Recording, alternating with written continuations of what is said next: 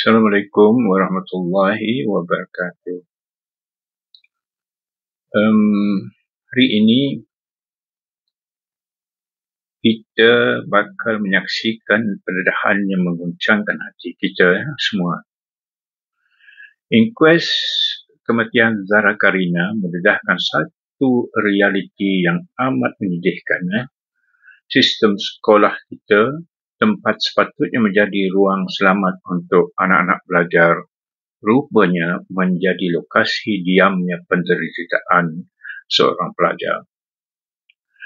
Yang lebih parah, tuan-tuan dan puan-puan, saksi pelajar hari ini sendiri mengaku guru-guru tahu wujud amalan pelajar senior mengawal pelajar junior.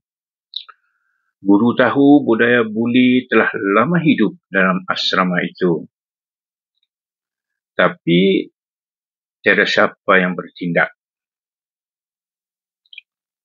Menurut keterangan pelajar saksi yang ke-12, guru tidak pernah memberi arahan untuk bertindak kasar. Namun, saksi juga mengaku bahawa tindakan senior terhadap junior, termasuk menengking dan menghukum, adalah amalan lama yang sudah diketahui wujud sejak dulu. Soalnya, jika amalan itu bukan arahan guru, mengapa ia dibiarkan terus berlaku? Apakah tanggungjawab guru hanya tamat apabila mereka kata, "Saya tak arahkan"? Sedangkan mereka tahu pelajar senior melaksanakan kuasa tidak rasmi, satu bentuk hierarki yang menekankan pelajar junior. Tuan-tuan dan puan-puan, dalam undang-undang tidak bertindak juga boleh dianggap kecuaian. Di bawah Seksyen 304 Kanun Keseksaan, kecuaian yang menyebabkan kematian adalah satu kesalahan jenayah.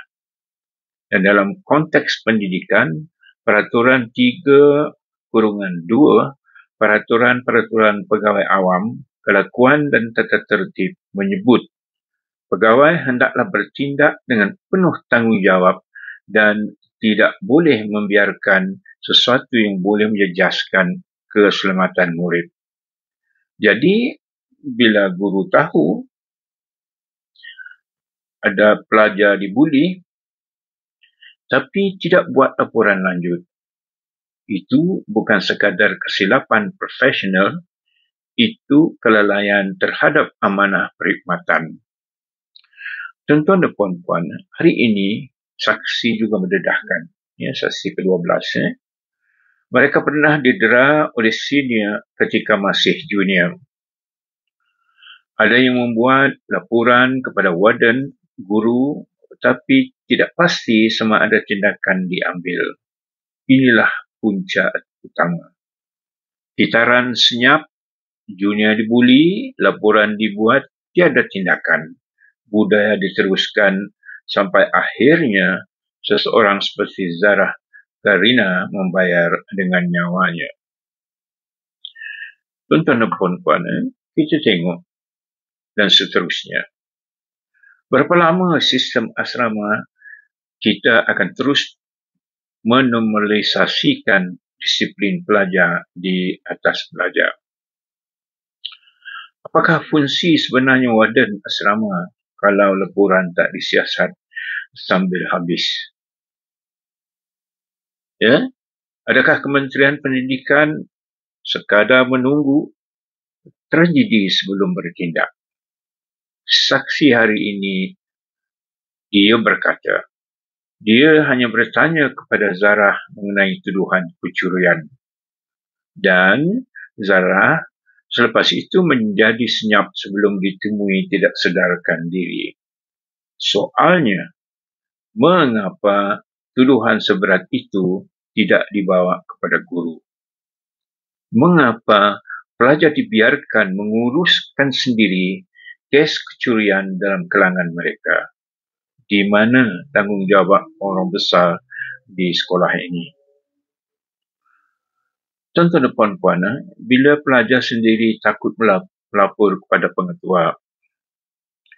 Bila guru pula takut disalahkan bila berlaku tragedi, dan bila pentadbir lebih sibuk melindungi imej sekolah daripada melindungi pelajar, itulah saat kita sedar sistem sudah rosak.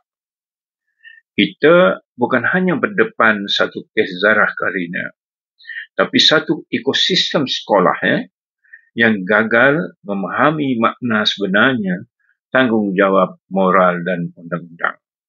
Hari ini, selepas 11 saksi sebelum ini, dan kini saksi pelajar ke-12. Satu pola semakin jelas. Semua tahu ada masalah, tapi tiada yang berani mengaku membiarkan. Jadi kepada Kementerian Pendidikan Malaysia, hentikan kenyataan PR yang kosong. Tunjukkan plan tindakan sebenarnya. Audit semua sekolah berasrama penuh dan sekolah berasrama harian. Laksanakanlah sistem pelapor bebas di mana pelajar boleh melapor tanpa takut dibalas dendam.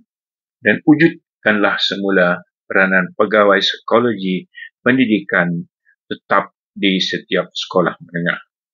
Kerana kalau selepas ini tiada perubahan, maka kematian Zarah bukan lagi tragedi. Ia akan jadi simbol betapa lemahnya sistem pendidikan kita menegakkan keadilan untuk seorang anak bernama Zarah Karina. Tuan-tuan dan puan-puan, kita tahu Zarah dah tak ada lagi. Dia perlu tindakan.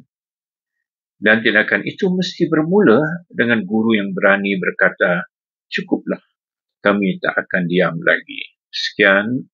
Assalamualaikum warahmatullahi wabarakatuh. Subscribe, komen, dan sebarkan untuk kalangan-kalangan kita.